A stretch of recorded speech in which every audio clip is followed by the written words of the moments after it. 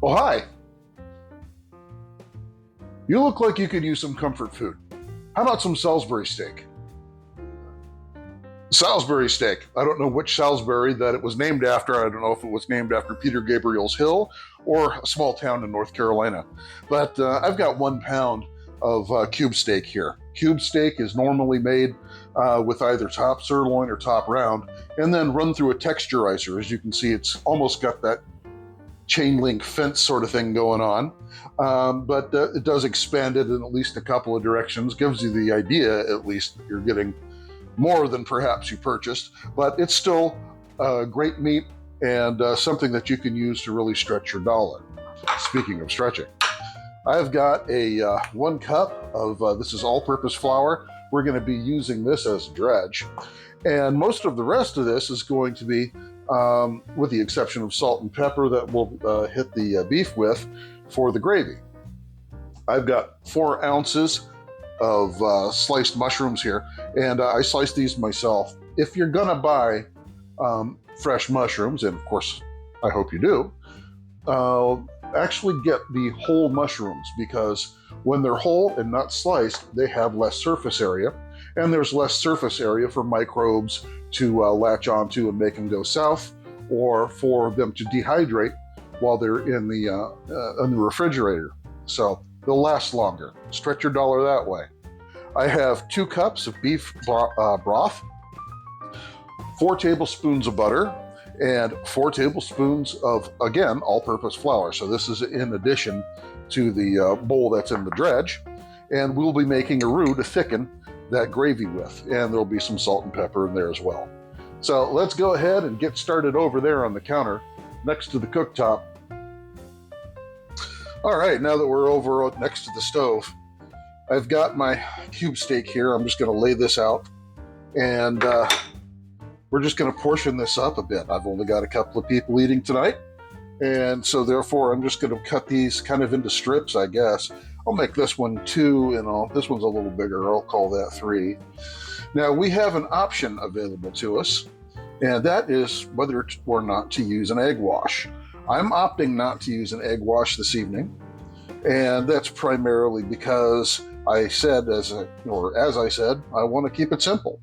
So I've got here the flour, and we'll be using that in just a second. I want to hit these with some salt and pepper.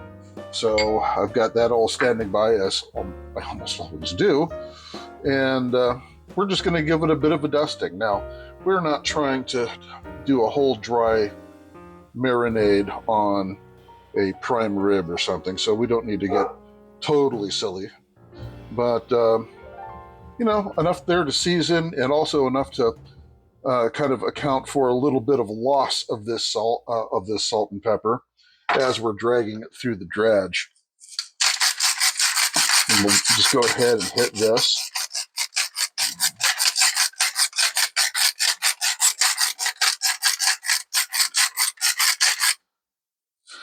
And now we're just going to pat this down a bit and flip over. I am going to be using some high heat vegetable oil that's going to go in here. It's just going to be about 5 or 6 tablespoons, I think. It doesn't want to be just a bare lubrication, but I want to bring the level up a little bit, but not too much. We don't want to make it too terribly oily, so I'll add that in to the ingredient list, since I didn't talk about it over there on the counter. So get this on here.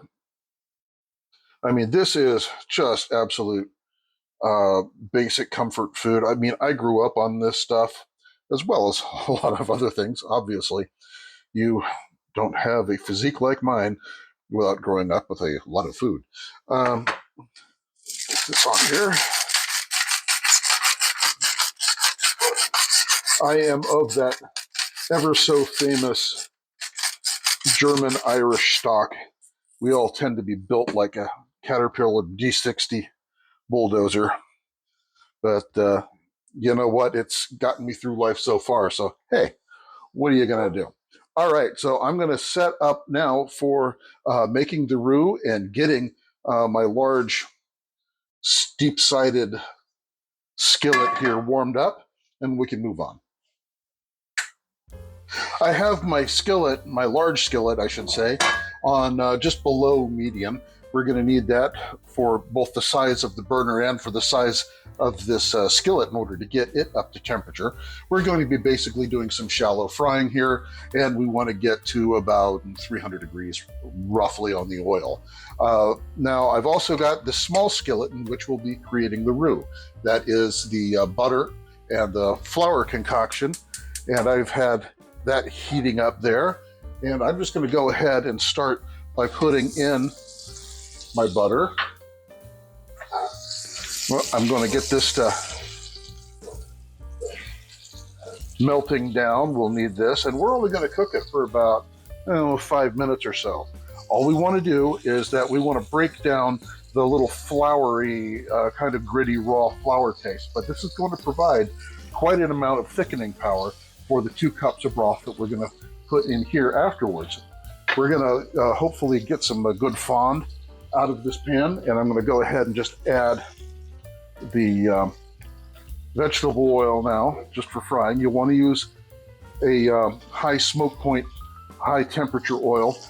Vegetable, peanut, safflower, any one of those, even avocado. And we're going to get this going. Looks like our butter is about ready. We'll be monitoring the large skillet with the oil in it for temperature over the next minute or two. But my roux is now on its way. We want to keep this moving, and we just want a little bit of a browning. We're going after a roux blonde, and that is going to darken it just a hair. It's already not white anymore, but that's because of the color of the butter. But once we darken a little bit, and we'll also be able to tell very much because of the smell of this, you'll get this wonderful nutty smell that that roux will exhibit after it has started to toast. So anyways, we'll be back in just a minute. Well, only about 3 minutes in, and if I start stirring around, you might notice that we do have some browning going on here, and that's exactly what we're looking for. Just another 20-30 seconds or so, and I'm going to call this complete. But it's going to offer us just a really nice taste. This is superior, in my thinking, to gravy packets, slurries. There's a beurre thickener that the French use, which is just hand-kneaded butter and flour. And there's also starches and cornstarch and things like that. This is the best option of them all. I am going to slightly off camera here, put this into a small bowl. It is hot. This is roux. This is Cajun napalm. So I'm going to put this in and be very careful with it. And I'm going to very gently, or at least discreetly, set this pan off to the side to cool off. And I can turn off that burner as well. So there's my roux. We'll be calling back to that in just a second. So I've got my beef. I'm going to go ahead and start with a layering of the flour here. Gently put it in. We may have to do this in batches. I was monitoring the temperature there, and I got up over 300 degrees rather easily and quickly. Such is the nature of this stove. But so there we are.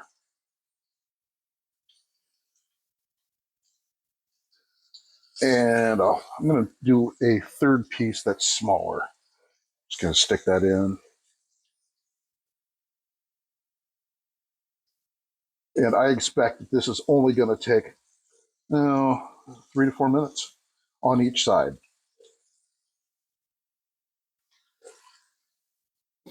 All right. I'll be right back. Dusty snap. And at about the 3-minute mark, if we turn it over, we've got some good browning going on here. That's exactly what I'm looking for. Flip these over. You can tell the dogs are excited somewhere else in the house.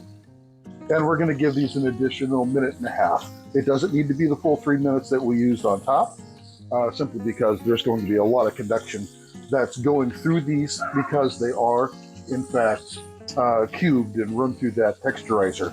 And so it's going to cook faster through the middle than an ordinary piece of steak. Anyways, these are thinner anyhow, so you don't expect to have to do a 5-6 minute cook for something that's only a 1/2 inch thick. So, give these a look. Almost there. So do me a favor. I say this every video. Hit the like and subscribe buttons for me. This is something that most YouTubers will ask you to do. Excuse me. Still allergy season here in Texas. But it helps train the YouTube algorithm to do 2 things. Number one, it tells YouTube what sort of videos you are interested in and to deliver more of them. But secondly, what it does is it helps to actually get mine in front of other like-minded people. And as this is a fairly new channel, I have to prove to them that I can go jump over all the hurdles in making good and continuous content. And then it will recommend it to more and more people. And my goal in this is to actually get some cooking training in front of people that, oddly enough, really have seemed to have grown up without it in these later generations.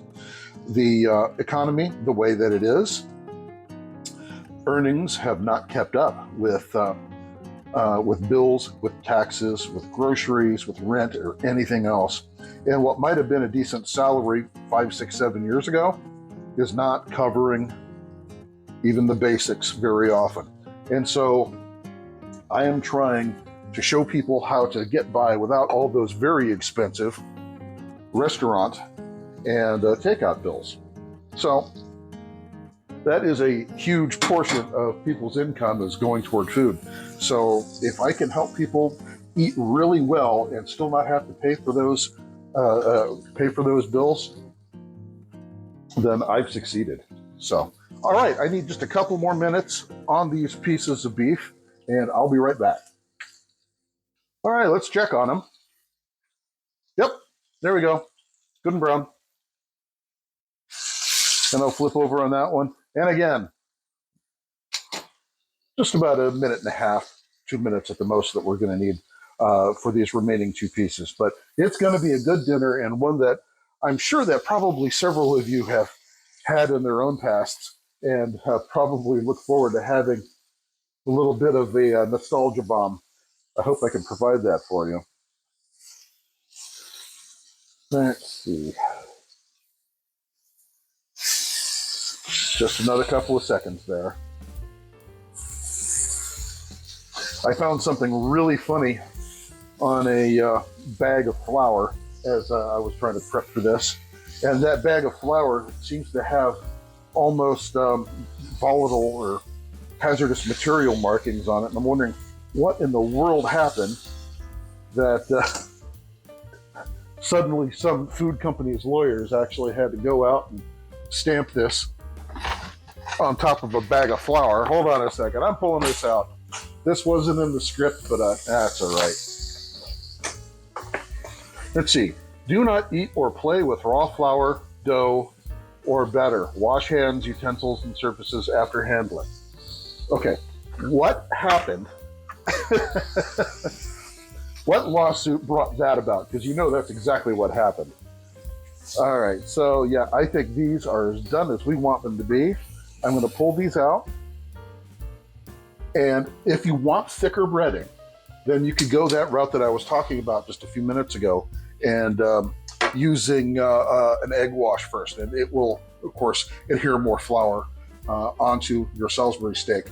Now, I've got a bit of fond here. I want to leverage that. I also want to leverage some of the flour that has come off. That will also help in thickening. What I'm doing is I'm draining off just the extra oil. I don't need that. But what I do need to do is to take some of my beef broth here, and I want to deglaze this pan. And it's not going to be hard. I don't have too terribly much, but I'm going to put just a little bit of this in.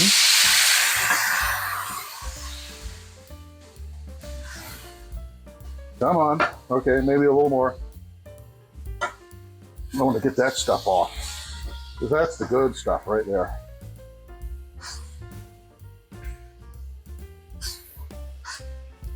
And you know what I'm also going to do, now that I've got majority of that fond off, is I'm going to put just a little bit of that oil back in.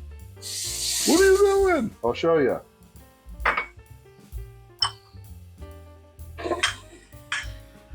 I'm going to get my mushrooms in and sauteed up in just a little bit of that oil. It's not going to take much, and I don't want to take these things down, you know, and shrink them down into microscopic little pieces of mushroom. But I just do want to give them just a quick minute to flesh themselves out with the heat. You can already tell by adding some of the oil back in with the flour that was already present in the bottom of the skillet that we're starting to get a gravy-like consistency there. Well, we'll have to reestablish that in a few minutes when we add the balance of our beef broth back into the pan. So that's almost there. As I said, I'm making this as simple as possible, especially where the ingredient count comes in. Now, some of the salt and pepper I have pre-metered out. There's a ½ teaspoon of salt and a ½ teaspoon of pepper. We can adjust after that. We may have to, but that's fine. So here comes in the balance of that. And we need to return to a simmer. We need to get to a simmer at least, or a boil, in order for the roux that we created right here to actually thicken. It does need to be at that point where it's bubbling, otherwise the roux doesn't do anything.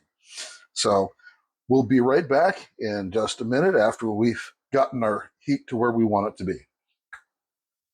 We've got a boil now, so we've also got an exceptionally hot spatula. Whoa! My bad. So I'm going to take that out and let it cool. It's a metal-handled one. I've only got one metal-handled spatula, silicon spatula in the whole place. So I wasn't expecting it to heat up like that. If you work in the kitchen, you're gonna get burned. And that wasn't a serious burn anyway. So I'm gonna go ahead now, before I put in the roux, with that ½ teaspoon of salt and the ½ teaspoon of pepper. It just mixes easier when you're not fighting the thickness, or you're not fighting the thickener. And I'll have to get a bowl out to accept this gravy as soon as we're done with it. I'm gonna put in about 3/4 of this. If I need the rest of it, I can certainly put it in. And I'm going to stir this up pretty well, and especially pretty early, for the simple fact that if you don't, you're going to end up with dumplings. And we don't want that. I mean, some people like lumpy gravy. I mean, if you do, hey, great. And I think that we're already at the point where, because of the flour that was already present within this skillet, I don't need the rest of this. So yeah, using about 2/3 to 3/4 was all we really needed. That's why we try to play it safe, because once you put it in, just like salt, you can't take it out again. So I've reduced my heat now down to dead low, because we've already got the thickening power we need. I don't need to thicken this up anymore, and I don't need to dehydrate it anymore. So I'm going to just go ahead and pull out a tasting spoon and check my seasoning here.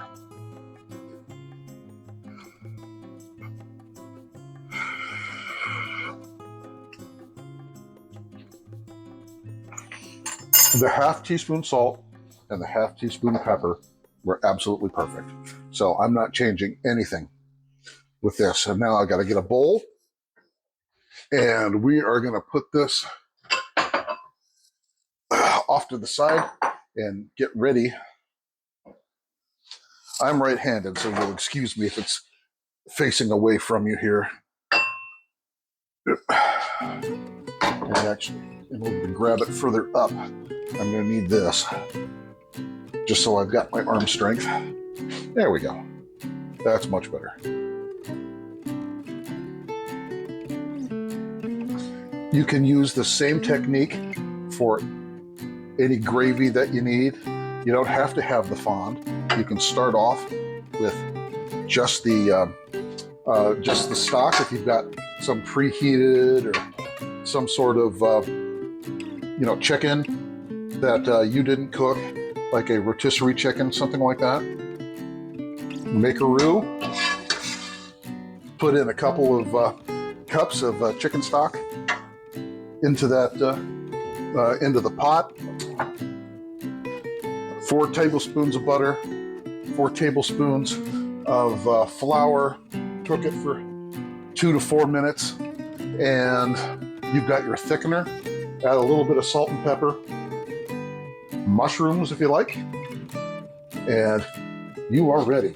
So I've got my Salisbury steak. It's been sitting here next to all these warm things on the stove. I'm going to get ready for plating. And we're ready to plate up. So I'm just going to take some of my Salisbury steak here, probably a big one and a small one. Lay that down. I've got some mashed potatoes and peas that I decided to make for this. So I'm just going to place that there. I mean, this is about, you've heard of me talking about recipes that I consider Americana. This is one of them. I'm going to even make a little divot there for some extra gravy. I salted and peppered these peas, so I'm just going to stir them around a little bit and place them on. There we go. Got to get your fiber in somehow. And lastly, our gravy. So I'm going to put some in there.